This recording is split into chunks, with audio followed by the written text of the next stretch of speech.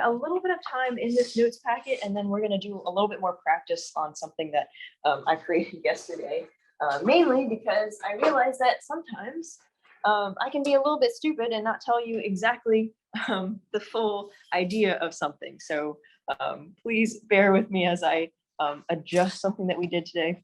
But before we do that, I do want to kind of review what we did and then bring that into what we're doing today.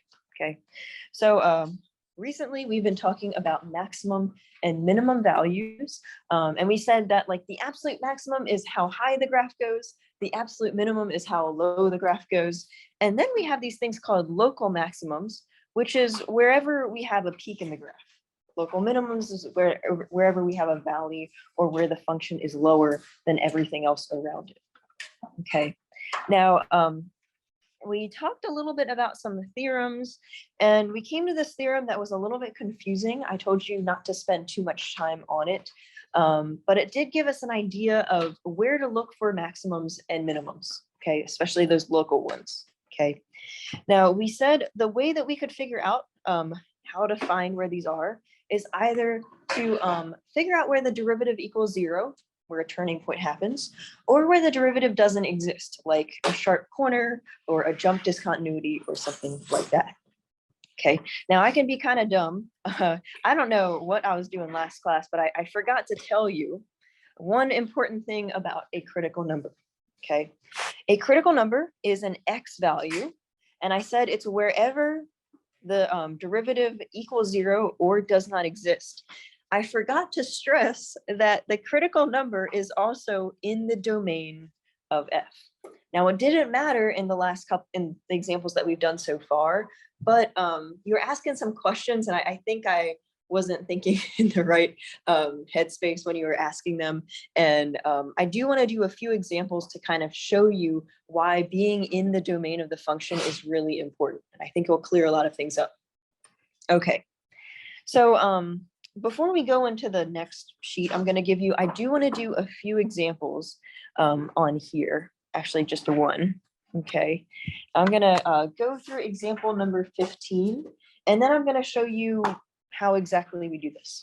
Okay, and why being in the domain is very relevant. Okay, so in this example, we have a fraction function, we have a rational function, a polynomial over a polynomial. And when we find critical values, the first thing we want to do is to figure out the derivative, right? The derivative is what we want to find. Okay, so let's do that. What rule do you think I'm going to use to find the derivative?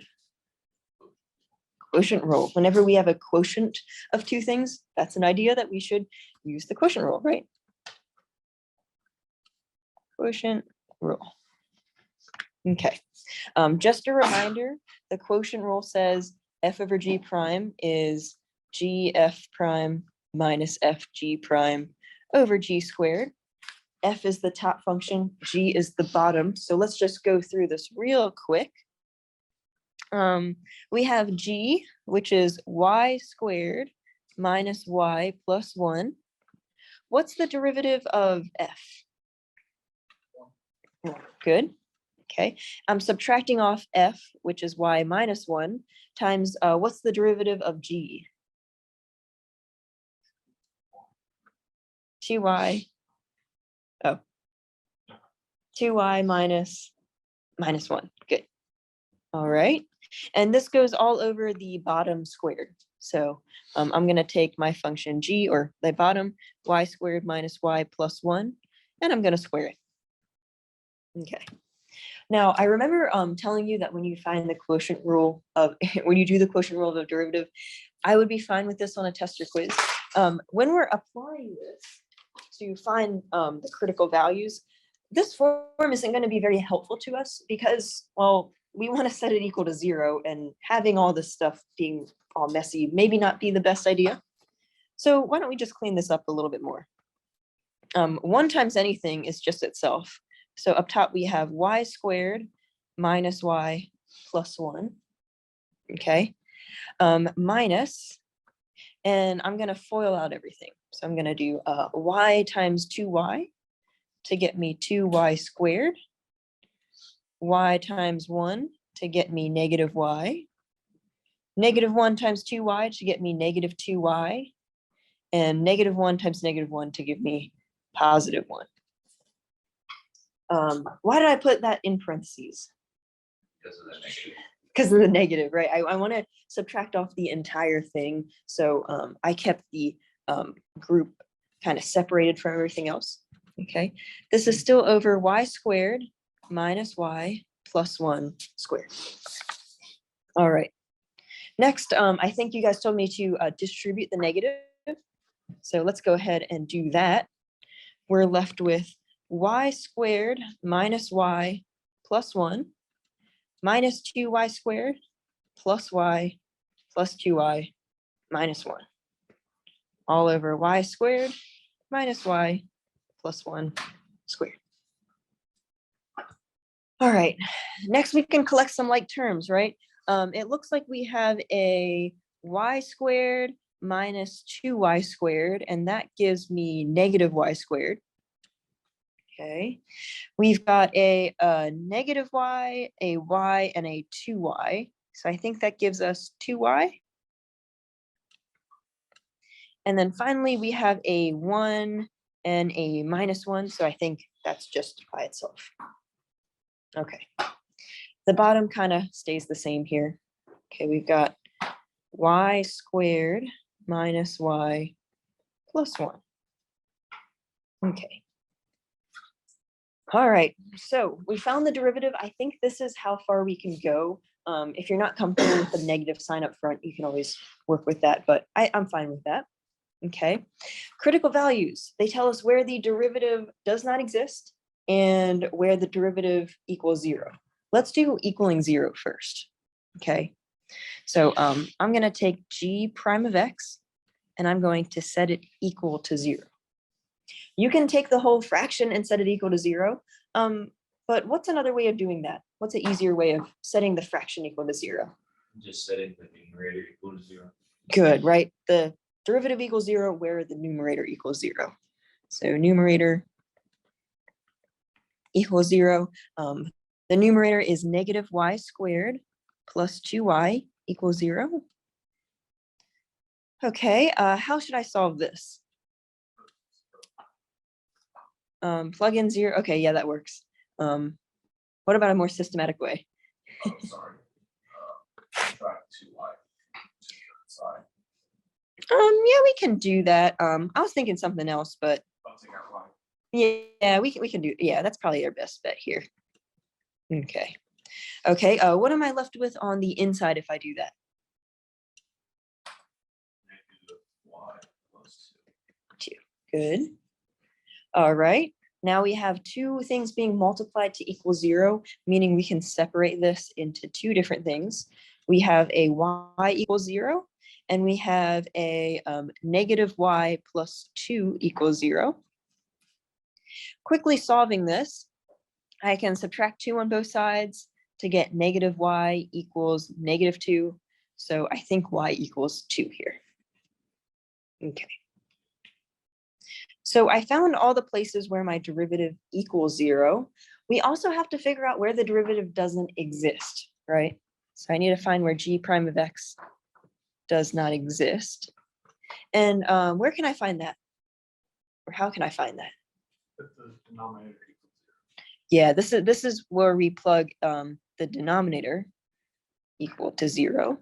So that means y squared minus y plus 1 equals 0. The denominator is squared. Yeah. Oh, sorry. Thank you. All right. When we have this, any idea on the first thing you would do to solve this? You can divide it by itself or take the square root, right? Either way. I'll do the square root just because to undo a square, I usually take the square root. Okay, so I'd be left with y squared minus y plus 1 equals plus or minus 0, which is just 0. Okay. What would I do next?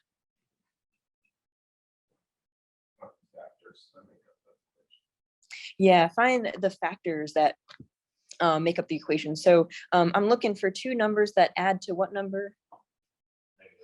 -1, and multiply to what number? To 1. What two numbers do that?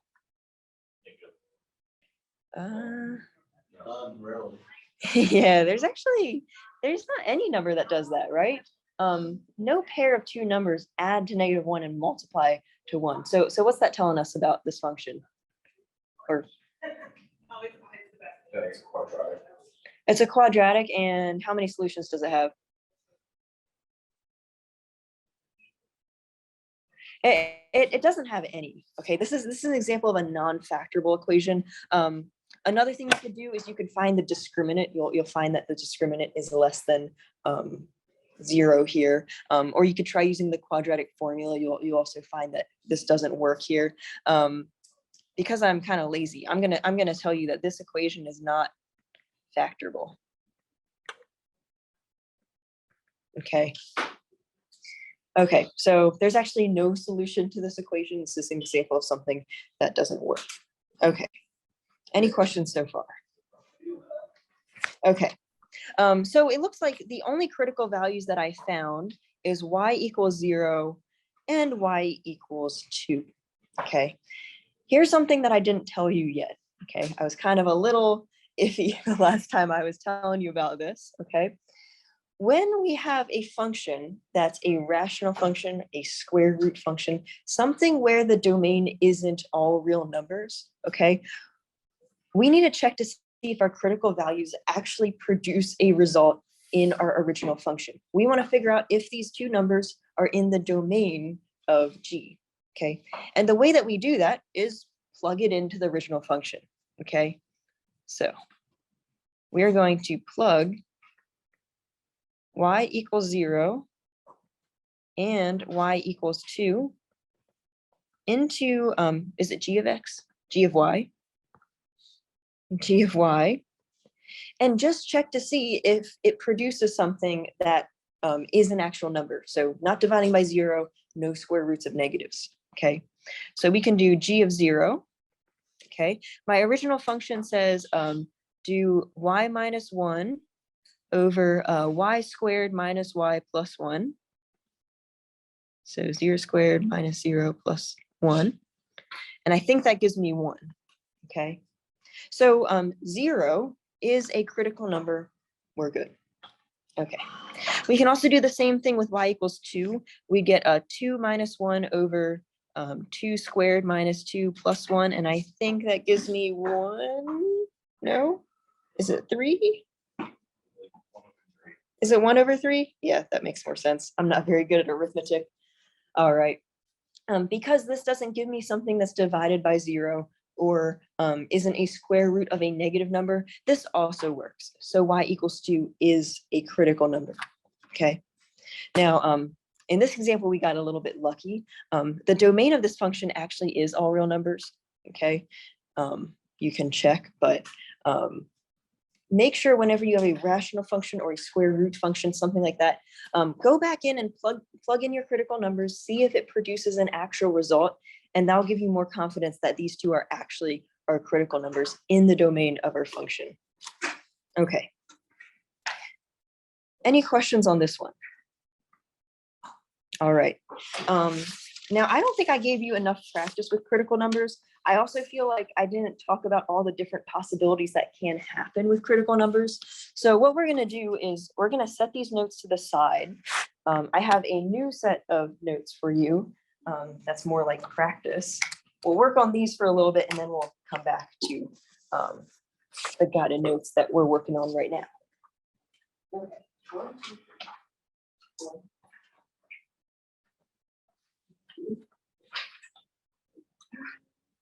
1, 2, 3, 4, 6.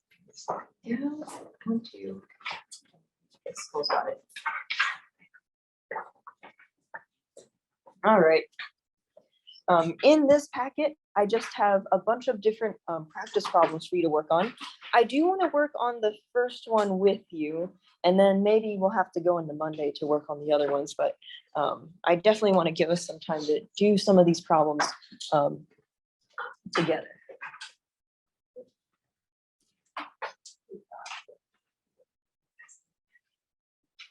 Okay, I want to go through the first one with you because this one shows a little bit more about how we are interested in the critical values being in the domain of our function. Okay. All right. In this example, we have x plus 1 over x. Okay. So first thing we do is find the derivative, right? F prime of x equals. Now, I actually don't know the derivative of 1 over x. Is there a way I can write this function in a way that makes it easier to do so? Yeah, so this would be x plus x to the what power? -1. Good. Now that we have it here written a little bit easier, it's pretty obvious that we can just use the power rule, right? So x, what's the derivative of x? 1. What's the derivative of x to the negative first power? -1 over x squared. -1 over x squared. To show you a few more steps, it'd be -1 times x to the -2, which is 1 minus 1 over x squared. Okay. Now, once we're here, this is totally fine to, this is a fine place to work with. Whenever I find the derivative and I have a fraction, I don't know why, but it's easier for me to just write the fraction as one big fraction. Now you can leave it like this and work with the problem as it is. But I like doing a fraction just so I have a very systematic way of doing this. Okay. I need to find a common denominator. Looks like x squared is what I'm working with. How can I write 1 as a fraction over x squared? X squared. Good, x squared over x squared. So this is x squared minus 1 over x squared. Okay, just a little note that these two steps are kind of optional. You can work with the problem just by ending there, but I like to write it as a fraction. Okay.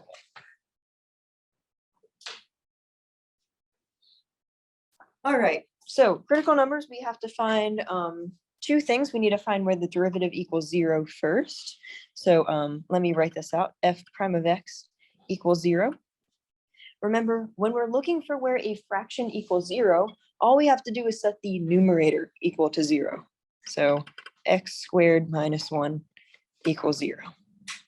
Okay, well, we can add 1 to both sides. X squared equals 1. So what does x equal? And what am I forgetting? Plus or minus, good. So x equals -1 and x equals +1.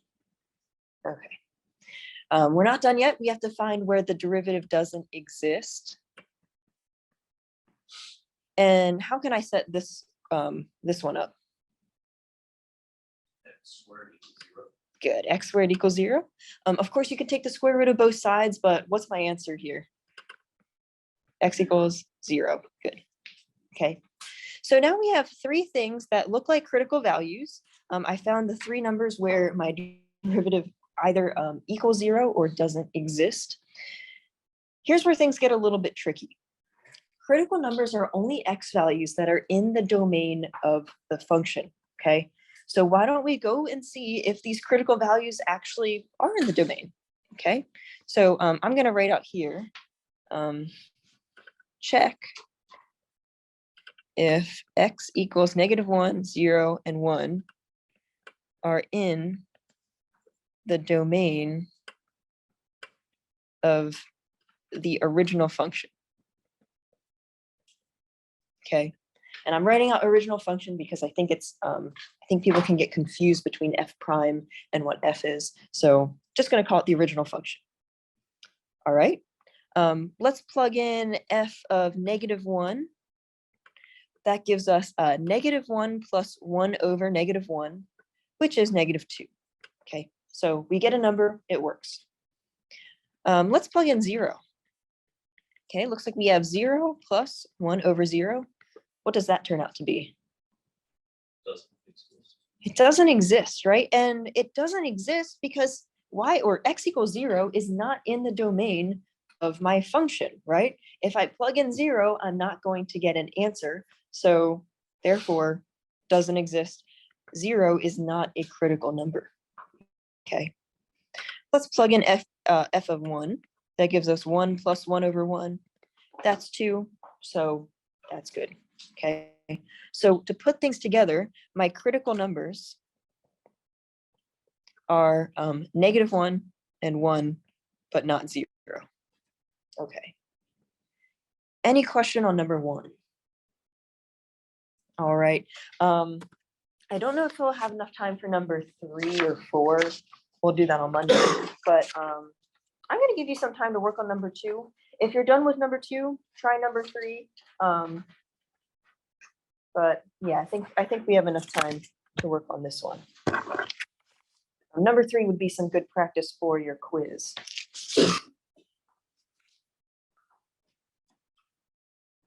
Right. You know what? I think I want to go over this one real quick just because we have our quiz later today. So I want to make sure we have enough time for that. So let's just go over number 2. I saw good answers as I was walking around, but I do want to go through this in like a very systematic way. I know some of you can do steps in your head, and that's totally fine. But just so everyone's on the same page, let's go through this a little bit more systematically. Okay, looks like we have g of x equals e to the x over x. What rule am I going to use here?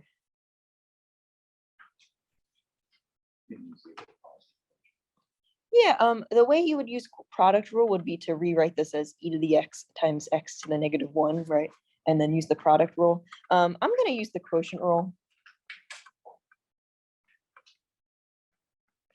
Okay. All right, so quotient rule says f over g prime is g f prime minus f g prime over g squared, right? So putting this together, I know that g prime of x is x, which is the bottom, times, what's the derivative of e to the x? E to the x, good. Minus f, which is e to the x, times the derivative of g. What's the derivative of the bottom?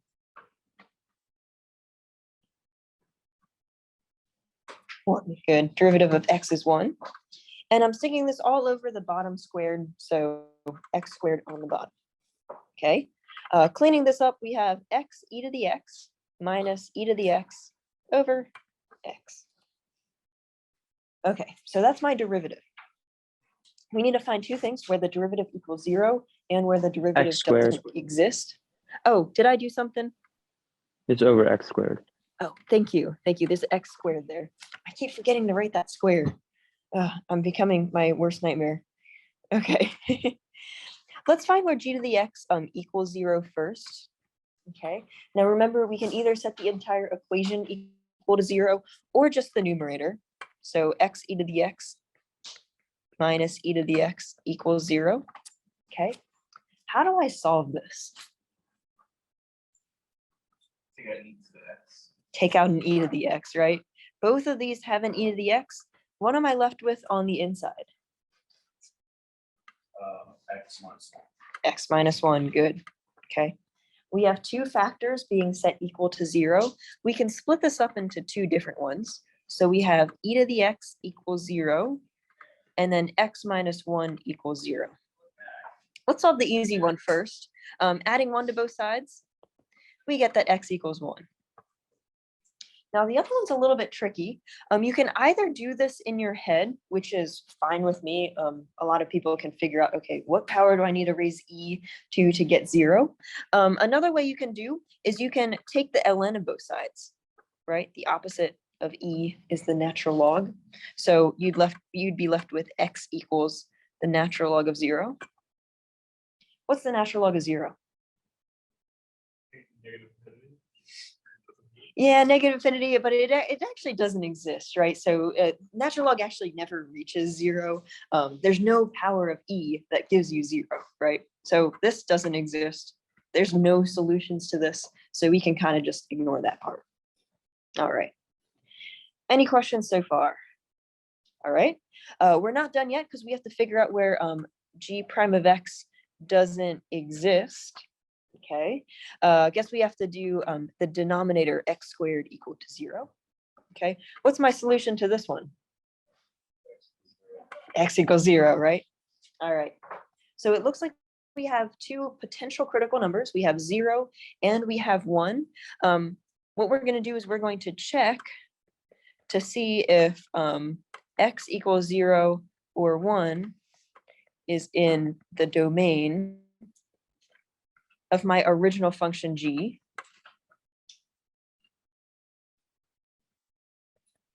Okay, so I'm going to do g of 0, which is e to the 0 over 0. And what is that going to be? Well, it's going to be 1 over 0. What's 1 over 0? Yeah, that doesn't exist. So what we did is we actually just found that 0 is not in the domain of our function. Critical values need to be in the domain of our function. So 0 is not a critical number here. All right, let's do g of 1 real quick. E to the 1 over 1. What's that value? What's e to the 1 over 1? E to the 1 or just e, right?